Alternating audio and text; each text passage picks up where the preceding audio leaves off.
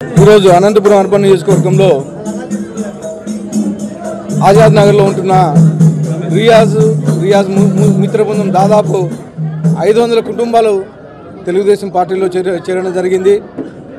మా తెలుగుదేశం ప్రభుత్వం ఏర్పడిన తర్వాత ఈ 6 నెలల కాలంలోనే మా ముఖ్యమంత్రి వర్యులు నారా చంద్రబాబు నాయుడు గారు చేసే డెవలప్ చూసి, అలాగే మా నారా లోకేష్ గారు చేసినటువంటి డెవలప్మెంట్ చూసి సోదరు రియాజ్ మా పార్టీలో చేరడం జరిగింది.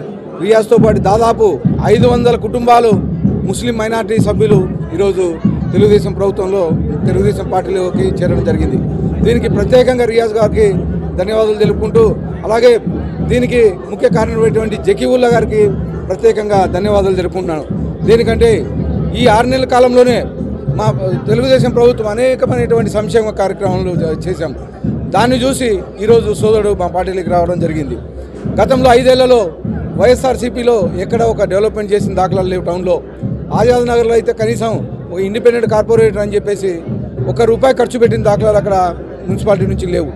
దీనికి గతంలో వైఎస్ఆర్సీపీలో ఉండే నాయకులు కొంతమంది ఈరోజు మళ్ళా ఇక్కడికి తెలుగుదేశం పార్టీలోకి రావడం జరిగింది. వీళ్ళకి అందరికీ ప్రత్యేకంగా ధన్యవాదాలు తెలుపుకుంటూ ఈ అవకాశం ఇచ్చిన ముస్లిం మైనార్టీ సోదరులందరికీ ధన్యవాదాలు తెలుపుకుంటాను. కార్యక్రమానికి ముఖ్య అతిథిగా ఇచ్చేసిన దగ్గుబాటి ప్రసాద్ గారికి, ఈనాడు పెద్ద ఎత్తున మైనార్టీ సోదరులు తెలుగుదేశం పార్టీలో రావడం చాలా సంతోషకరం. ఎందుకంటే ఎన్నికల ముందు రావడం చూసాం, కానీ ఎన్నికలయ్యి దాదాపు సంవత్సరం అవుతుంది. అయినా ఈ పొద్దు వేలాది మంది ముస్లిమ్స్ రావడం ఎందుకు వస్తున్నారంటే, అనంతపురంలో దగ్గుబాటు చేస్తున్న అభివృద్ధి కార్యక్రమాలు చూసి అతను దగ్గర తీసుకున్న ఇవి పట్టుకొని అందరికీ దగ్గర తీసుకొని మాట్లాడుతున్నాడు. కాబట్టి అందరూ రావడం, అన్నా మేము తెలుగుదేశం పార్టీలో చేరుతాం, ఎమ్మెల్యేకి ఇంకా బలపరుస్తామని చెప్పి రావడం జరిగింది. నారా చంద్రబాబు నాయుడు గారు ఈ పొద్దు ఎమ్మెల్యే గారు ఏం అడిగితే అనంతపూర్కి నేను ముందున్నాను చేసేందుకని ఈ పొద్దు ముందుకు వస్తున్నారు. ఎమ్మెల్యే గారు గతంలో టికెట్ ఇచ్చినప్పుడు ఎక్కడ గెలుస్తారని చెప్పి చాలామంది చెప్పడం జరిగింది. అయినా అందరికంటే ఎక్కువ 20,000 మెజార్టీతో ఎమ్మెల్యే గారు గెలిచారు. దాన్ని అందరూ గుర్తుపెట్టుకొని ఇల్లే కాదు ప్రతి ఒక్క వార్డులో నుంచి చేరేందుకు ముందుకున్నారు.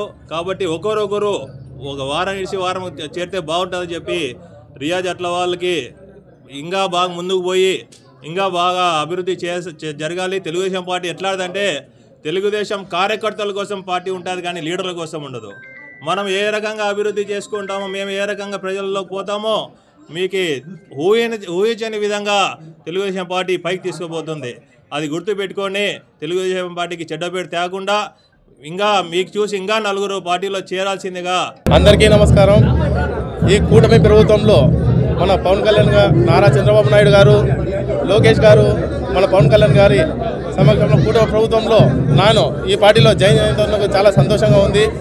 ఇట్లు అభివృద్ధి కావచ్చు, పోలవరం ప్రాజెక్టు కావచ్చు, ప్రతి ఒక్కటి క్షణాల్లో పూర్తి కావస్తున్నాయి. ఇప్పుడు ప్రతి ఒక్క ప్రాజెక్టులు కానీ ఉద్యోగస్తులు కానీ ఈ టీడీపీ ప్రభుత్వంలో ఉంది కాబట్టి మనం ఇది ముందడుగు వేసి ఉన్నది. ఈ పార్టీలో జాయిన్ అవ్వడానికి మేము సిద్ధంగా ఉన్నాం.